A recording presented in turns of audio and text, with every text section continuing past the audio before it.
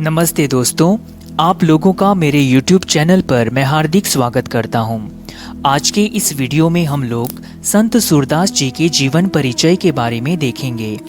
भक्ति साहित्य में अप्रतिम स्थान प्राप्त एवं कृष्ण के अनन्य उपासक हिंदी साहित्य के महान कवियों में कवि सूरदास जी का स्थान महत्वपूर्ण है। हिंदी साहित्य के इतिहास के भक्ति काल में सगुण भक्ति धारा में कृष्ण भक्ति शाखा के सर्वश्रेष्ठ कवि सूरदास जी अपनी रचनाओं के आधार पर सर्वविदित है। सूरदास के जन्म तथा जन्म स्थान के बारे में एक मत नहीं है और न कोई स्पष्ट प्रमाण उपलब्ध है जिसके आधार पर यह कहा जाए कि सूरदास जी का जन्म कब और कहाँ हुआ था।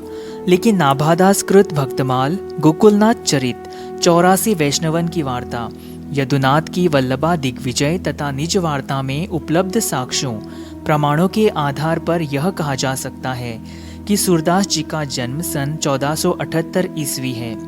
सूरदास का जन्म स्थान दिल्ली के समीप स्थित सीही नामक गांव के सारस्वत ब्राह्मण परिवार में हुआ था। सूरदास द्वारा रचित साहित्य लहरी में सूरदास के परिवार एवं वंश परंपरा के बारे में उल्लेख मिलता है। इस पुस्तक में वर्णित पद के अनुसार सूरदास पृथ्वीराज के राजकवि चंदवरदाई के वंशज थे। इसी चंदवरदाई के वंश में हरिचंद नामक व्यक्ति के 7 पुत्रों में सूरदास जी सबसे छोटे थे। इसी पुस्तक में यह भी वर्णन किया गया है कि सूरदास के 6 भाई मुसलमानों से युद्ध करते समय शहीद हो गए थे। सूरदास जन्मांध होने के कारण इधर उधर भटकते रहे। एक दिन अचानक वे कुएं में गिर पड़े और उसमें 6 दिन तक पड़े रहे। 7वें दिन भगवान श्री कृष्ण उनके सम्मुख प्रकट हुए और उन्हें दृष्टि प्रदान की। श्री कृष्ण ने सूरदास को ढाढ़स बंधाया और उन्हें सांत्वना देते हुए कहा, दक्षिण में एक शक्तिशाली ब्राह्मण परिवार द्वारा शत्रुओं का नाश होगा और तुम सब विधाओं में सकुशल होंगे। सूरदास ने श्री कृष्ण से प्रार्थना करते हुए विनती की कि जिन आँखों से मैंने आपका दर्शन किया, अब वे आँखें इस दुनिया की किसी और चीज़ को नहीं देखें। अर्थात मैं अब आपको छोड़कर किसी भी वस्तु को देखने की इच्छा नहीं रखता और न इस दुनिया के धन ऐश्वर्य में मेरी कोई रुचि है। सूरदास की इस प्रार्थना को श्री कृष्ण स्वीकार करते हुए सूरदास को अपनी भक्ति प्रदान की। सूरदास फिर अंधे हो गए और ब्रज में आकर श्री कृष्ण का भजन करने लगे। सूरदास के जीवन के संबंध में अधिक जानकारी उपलब्ध नहीं होने के कारण इसे पूर्ण रूपेण स्पष्ट करना कठिन है। जनश्रुति एवं परंपरागत मान्यता के आधार पर ऐसा स्वीकार किया जाता है कि सूरदास जन्मांध थे। वे अपने जीवन के किसी तीव्र अंतर्द्वंद्व की स्थिति में अपनी आंखें फोड़ लिए थे। सूरदास की अनुपम एवं बेजोड़ रचनाओं के आधार पर बहुत से विद्वान ये मानने से इनकार करते हैं कि सूरदास जन्मांध थे, क्योंकि उनके द्वारा रचित कुछ ऐसी भी रचनाएं हैं जिन्हें देखकर ऐसा लगता है कि उसे कोई अंधा व्यक्ति नहीं रच सकता। इसी आधार पर यह कहा जाता है कि सूरदास जन्मांध नहीं थे। सूरदास बचपन से ही घर छोड़कर मथुरा में गऊ घाट पर रहते थे और वहीं स्वरचित भक्ति पद गाया करते थे। वहाँ पर ये साधु रूप में रहते थे और जो इनके शिष्य बनने की इच्छा व्यक्त करते थे उन्हें शिष्य भी बनाया करते थे। वार्ता ग्रंथों में ऐसा उल्लेख मिलता है कि 1509 से 1510 ईस्वी के आसपास उनकी भेंट महाप्रभु वल्लभाचार्य जी से हुई और उन्होंने उनका शिष्यत्व ग्रहण कर लिया। सूरदास की विनयपूर्ण कविता सुनकर वल्लभाचार्य बहुत प्रभावित हुए और उन्हें भागवत की कथाओं को गेयपद में बनाने की अनुमति दी।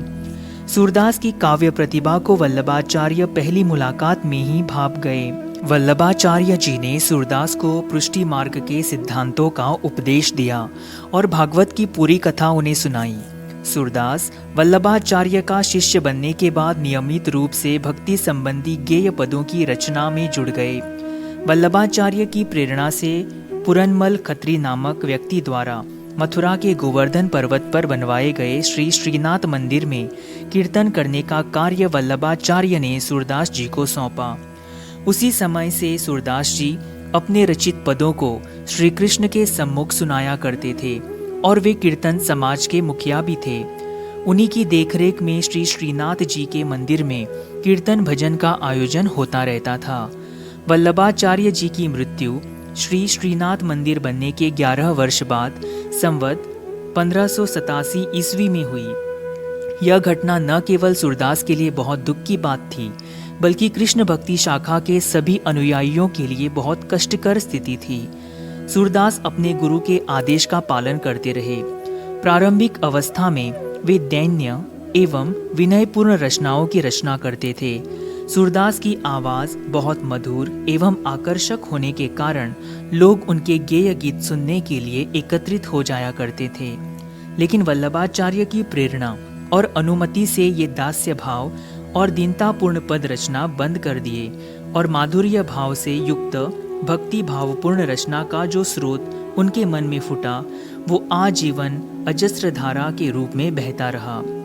सूरदास की शिक्षा दीक्षा के बारे में कोई प्रमाण उपलब्ध नहीं है। श्री हरिराय जी ने सूरदास के बारे में इतना ही उल्लेख किया है कि वे गांव से 4 कोस की दूरी पर रहकर पद रचना, भक्ति रचना करते थे और उसे गाकर लोगों को सुनाया करते थे।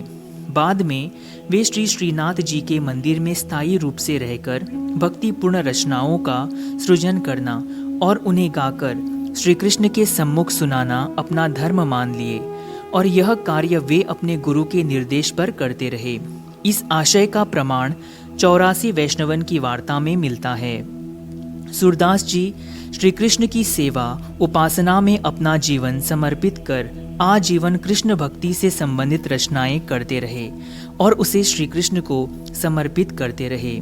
सूरदास की मृत्यु के समय के बारे में कोई स्पष्ट जानकारी नहीं मिलती है।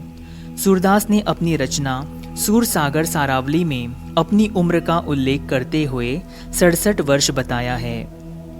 हिंदी साहित्य के इतिहास लेखकों में अधिकांश मतों को ध्यान में रखते हुए यह स्वीकार किया जा सकता है कि सूरदास संवत 1540 में गोलोकवासी हो गए। वार्ता में प्रस्तुत वर्णन के आधार पर यह कहा जा सकता है कि गोवर्धन की तलहटी की पार सोली नामक ग्राम में वल्लभाचार्य जी के पुत्र गोसाई विट्ठलनाथ के सामने सूरदास का देहावसान हुआ। गोसाई विट्ठलनाथ की मृत्यु संवत 1642 में हुई, लेकिन इसके कितने समय पहले सूरदास की मृत्यु हुई, इस संबंध में कोई स्पष्ट प्रमाण उपलब्ध न होने के कारण सूरदास का मृत्यु समय अनिश्चित रहा है। वल्लभाचार्य संप्रदाय में सूरदास का बहुत सम्मान था। उनकी प्रतिष्ठा एवं ख्याति इतनी अधिक फैली हुई थी कि सूरदास के बिना यह संप्रदाय रिक्त मालूम होने लगा था। तभी तो उनकी मृत्यु पर दुखी होकर गोस्वामी विट्ठलनाथ ने कहा था, पुष्टि मार्ग को जहाज जात है, जो जाको कछु लैनो होय सो लेऊ। सूरदास की मृत्यु पुष्टि मार्ग के अनुयायियों के लिए एक अपूरणीय क्षति थी। वीडियो को अंत तक देखने के लिए आप सभी लोगों का मन से धन्यवाद। यदि आप इस चैनल पर नए हो तो वीडियो को लाइक और चैनल को सब्सक्राइब करना मत भूलिएगा।